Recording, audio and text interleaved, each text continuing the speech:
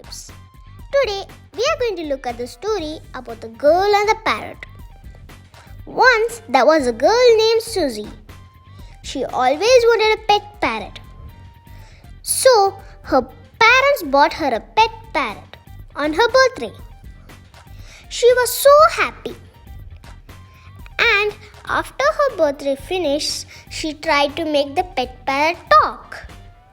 But it did not talk. So again, one day she was trying, so that time the pet parrot talked. The girl was so happy and she told to her parents. Her parents was also so happy.